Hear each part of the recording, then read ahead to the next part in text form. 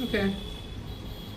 It's quite interesting once you get on to this. You have to go into a training for a few days. You have to pass the exam, and then you become an internal auditor.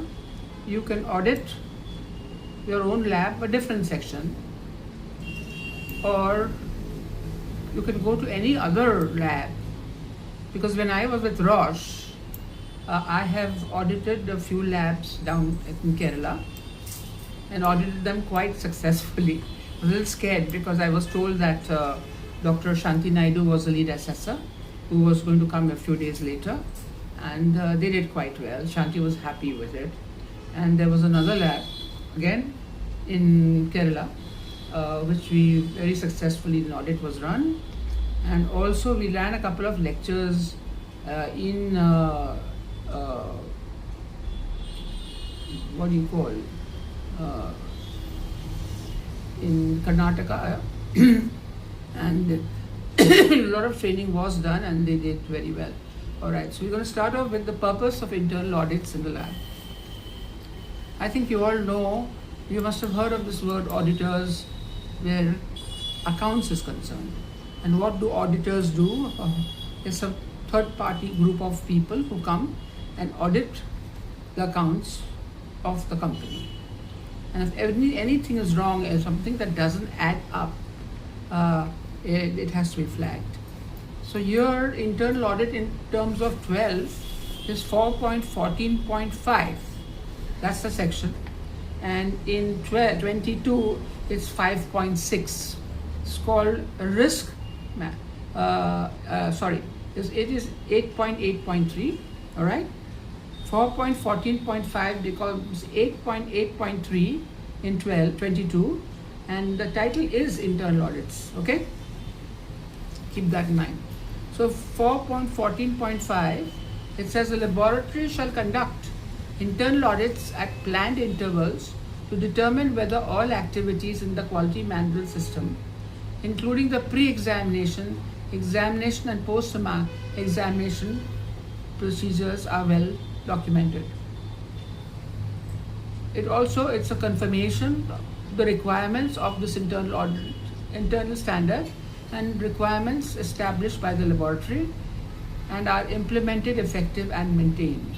So there are certain rules that NABL has laid down. They have a separate section, there's a special book for it, and you can use that book to get your checklist from there. And on the checklists is what you audit the different sections. So it becomes it's an internal check that whatever the lab is doing is on the right lines. And if there are outliers, they are to be corrected and shown to the external auditors when they come. And everything has to be documented, including root cause, corrective action, and so on. So why an internal audit in the lab? Question is asked. It is strongly recommended that a laboratory conduct its own internal quality audit with sufficient frequency to assure that test analysis provides continuous reliable results. So it is done at frequent intervals. So let's say the hematology lab may be audited 3 times a year, as is chemistry and so on. And it has to be documented. And if there are non-conformances, it has to be documented either. An internal audit will also provide the lab with knowledge of how well it follows its own quality program and prepare it for audits by clients. Guidelines for laboratory quality auditing by Donald C. Singer and Ronald P. Upton. These are the books. Let's see that there's a certain cycle that they follow. So they say plan, do, P, D, C, check, and act. This is the cycle we usually follow. Plan, do, check. All right. Nazdeen, okay. Yes. We've just started. All right. So this PDCA cycle is what we follow. So plan, set up the organization chart, assess equipment and instruments, evaluate lab goals, inputs, processes and outputs, identify critical control points. Do document the complete QMS, apply the QMS, the quality management system. Check reviews and internal audits, ISO 9001-2008 certification. The certificate is based on that. Act, validate and improve QMS model, disseminate QMS model, export QMS model to different labs. So this is what comes from the NABL book. And like I said, you follow what they've said, and they've got a checklist which you can pick up for either hematology or biochemistry, immunology, and so on. All right. So what does it produce? So data generated by laboratories are used to make strategic decisions for all types of projects, investigation, remediation, compliance, etc. It is important that the data are of the highest quality to avoid costly resampling and budget overruns. The laboratory audit ensures that the laboratory has quality systems in place, follows good laboratory practices, and generates data of integrity and quality. Alright, so we come back to what is the data generated by laboratories are used to make strategic decisions for all types of projects, investigation, remediation, compliance. It is important that the data are of the highest quality to avoid costly resampling and budget overruns. So when your lab is audited and your auditors find a problem, that has to be settled, that has to be attended to, and you have to document what was the root cause, how you went about getting it settled. So when your final auditors come from NABL or CAP, you're well aware of what went wrong, but now you have corrected that wrong, so you know you're on a good wicket. Okay. So there are types of audits. You've got the internal audit first party, like I am an internal auditor. I can audit any section of my lab. But if I work with hematology, I will not audit hematology, I will audit chemistry or microbiology or immunology. External audits are second party. Audit is initiated by client, that is your purchaser. They can do it too because they are third party, they buy unbiased. And the third party audits, performed by independent organizations or regulatory body, example ISO 9001-2000 register, example SGS, URS, Moody, etc. These are different third parties that can come and audit your lab. All right. What is the role and purpose of an internal audit in the lab? The role of internal audit is to provide independent assurance that an organization's risk assessment and management, governance and internal control processes are operating effectively. What is the value to this organization? We ask the question. What do internal auditors do? We have a professional duty to provide an unbiased and objective view. The purpose of auditing internally is to provide insight into the organization's culture, policies, procedures, and aids board and management oversight by verifying internal controls such as operating effectiveness, risk mitigation, controls, and compliance with any relevant laws and regulations.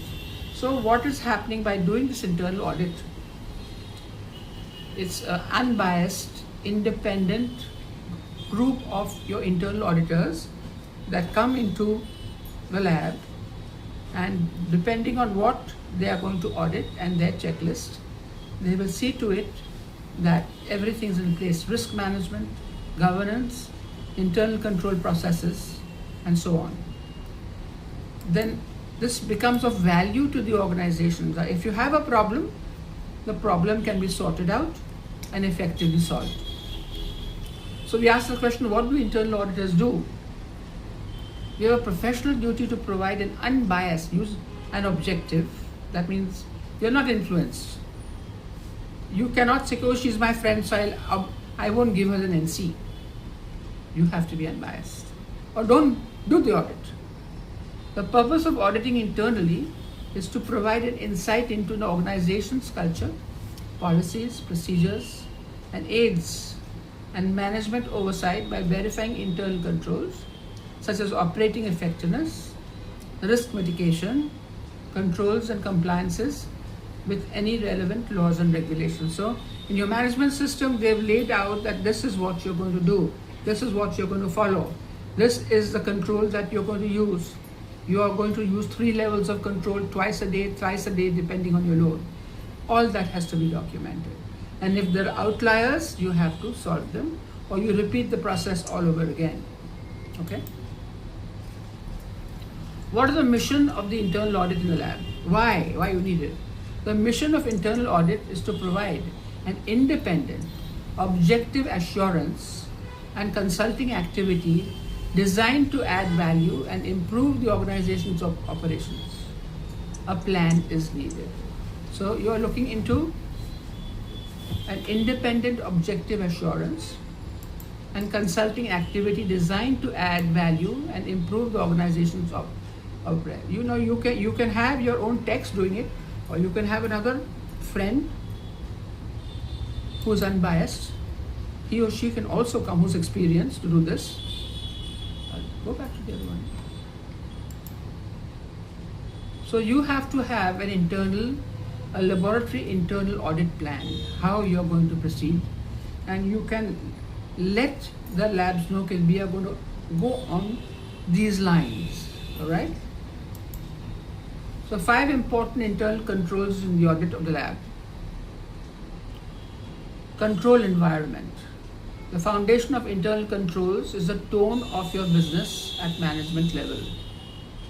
Risk assessment is the evaluation of your business flow and exposure to risk. Control activities, information and communication, and monitoring. So the directors of the lab also has to provide an environment for the technologists to work.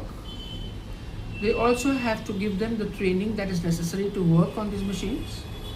They also have to be trained how to work the controls. You mean SDCV, Levy Jennings, Westgard rules. Remember, all that comes into play. Then risk also, if something is badly managed, then you are going to have trouble. All right, so we will continue. Is the checklist necessary for an internal audit? The answer is yes. An internal control checklist is intended to give an organization a tool for evaluating the state of its system of internal controls. So you've got the guideline that is provided that this is what you need. By periodically comparing the checklist to actual systems, one can spot control breakdowns and should be remedied. That should be remedied. Keep a checklist ready. So this is very important. You have a checklist that is provided. You can share it with your others, tell them we will audit you on these lines. And there are lots of checklists. You can't do it on all. You can select what you want to check them on. All right. So the ultimate purpose of the internal audit. An internal audit can help the laboratory to prepare for an external audit when the big chaps come, increase staff awareness of quality system requirements, identify the gaps or non-conformities that need to be corrected, the opportunities for improvement is there, understand where preventive and corrective action is needed, identify those areas and then go ahead and correct them, right? The ultimate purpose, prepare, you can guide your technologist saying that we are going to base you, or on these points we will look into it. That your staff is aware, no, I have to perform my internal quality controls. I have to get my documentation ready and so on. I have to undergo training if I have to, all right? So this is the lady who is conducting an internal audit as per the plan, all right? 5 parameters in ISO 9001 internal audit. Plan the audit schedule, plan the process audit, conduct the audit, report of the audit, follow up issues or improvement found. All right. So these 5 parameters are important. You have to plan it that this month we'll do this. All right. So here we go. You can have a format, a schedule like that. Internal quality audits for lab XYZ, a typical format for audit schedules. So you can say you're doing hematology labs in Jan and so on. Then you got, what's this section?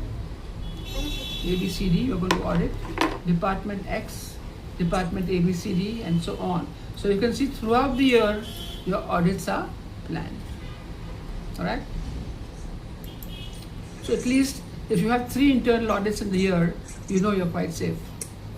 So we said hematology, biochemistry will be audited, each department audited 2 to 3 times a year, schedule planned in advance. This is just an example. So the techs also know that bhai audit aa raha hai, this month we are doing this, and so on. When is the next audit coming? You know, we've got the NCs, have we closed the NCs, and so on. So organization, this bit, management system and document control, activity to be audited, right? Review of requests, subcontracting, purchasing, service to customers and complaints, control of non-conforming work, improvement, corrective and preventive action, records, internal audit and management reviews. All that has to be looked into. Personnel accommodation and environment, test and or calibration method validation, equipment and measurement traceability, sampling and handling of test calibration items, quality of tests, calibration results and reporting results. So everything has to be documented. So like I said, your machines have to have, simple, the machines will have to have AMC, you will have to preventive maintenance के records चाहिए, calibration के records चाहिए, your mean SDCV, the controls that you run every day, that has to be recorded, your Levy Jennings has to be up to date, and so on. Now this is an internal quality audit, a typical format for internal audit non-conformity. So let us say you have an NC. So you have a form just like this, audit number, department, NC number, activity assess and so on. So description of non-conformity, your auditor will write down, all right? Corrective action proposed, your auditor is going to give you time, how quickly you want it, she wants it done. Responsibility and time required for corrective action, again, 30 days, 20 days, 15 days and so on. Corrective action taken, you have to write down, okay, this is what we've done. See where the signatures are, all right? Corrective action verified and comments if any. So some of it you will fill up and some of it your auditor will fill up. So this is a form that is ready. It's a non-conforming form and he or she will give you where you've gone wrong and you have to correct it, all right? So again, we're asking a stupid question. What is an internal QMS audit, quality management system? That's important. Internal quality audits are conducted to ensure ongoing compliance with requirements of the QMS standards and the division policies and procedures. This is accomplished by auditing against all important processes and areas and by applying all applicable sections of the standard. So your auditor will select what they want to come in with, especially with your QMS standards. And it has to cover the division's policies and procedures. So something on that line also. This is accomplished by auditing against all important processes and areas and by applying all applicable sections to the standard. So here, we've got these little things where you have this fellow with a big magnifying glass and he or she is looking into every little aspect of the lab. How do you audit a QC, a quality control lab? Important.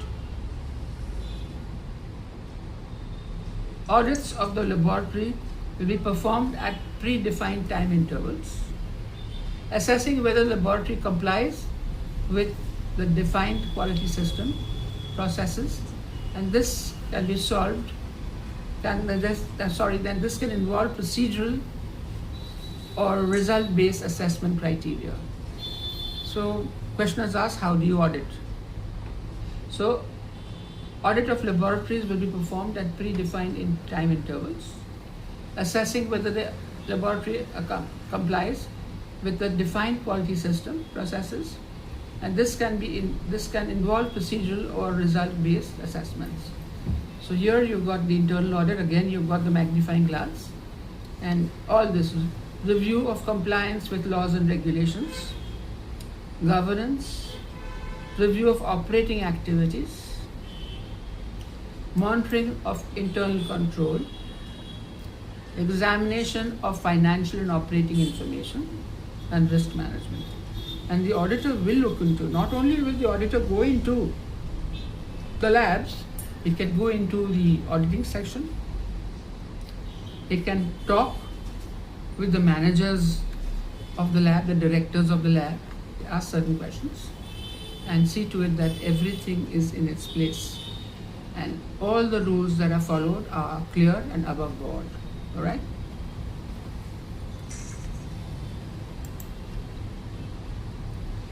The question is, what are quality standards in the lab? Quality standards are an integral part of the quality system. They're designed to help laboratories meet regulatory requirements, including local health regulations, and monitor laboratory functions, thereby ensuring laboratory safety and consistency of performance.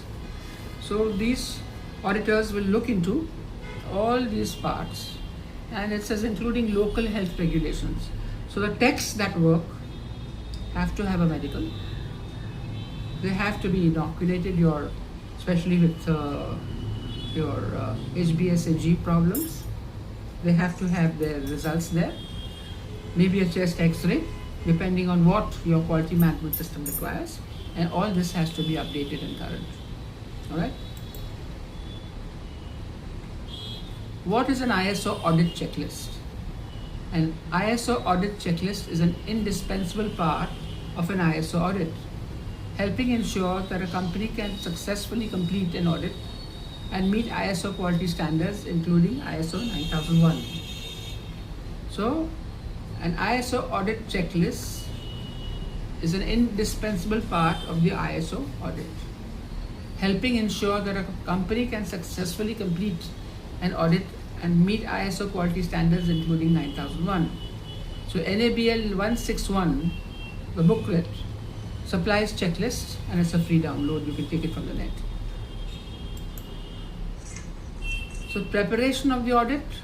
So your auditors can get together in a little group and they can say, make a cover and title it, draft an introduction, create an executive summary, introduce terminologies that may be used, discuss the audit plan, describe facts found, discuss recommendations.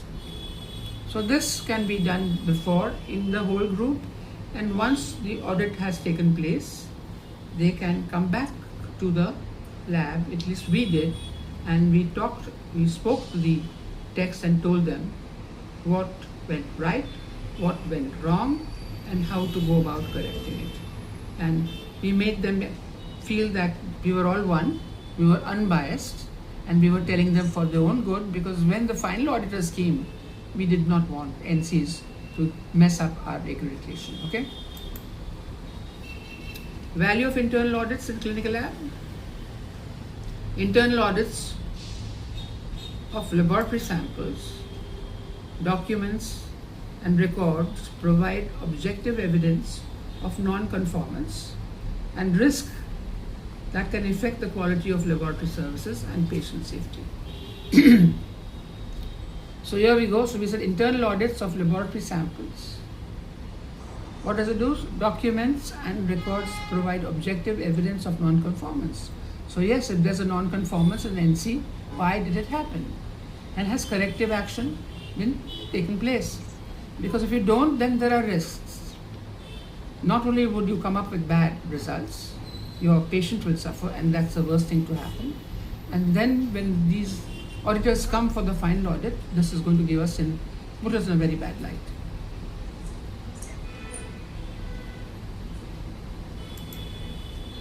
So the conclusion is, in conclusion, the audit found that the labs have developed and implemented internal controls to ensure accurate testing and support of reports that are put out.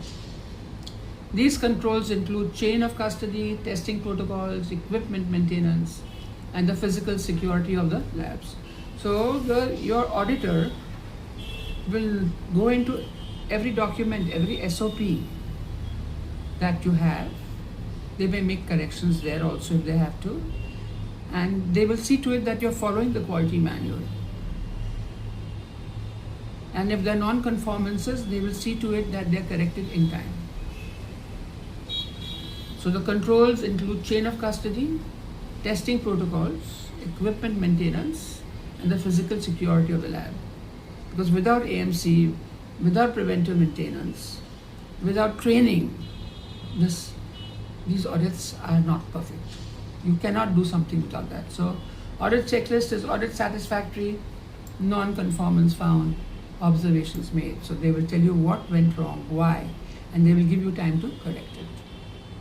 So that's the end, I think. Okay? That was the last slide.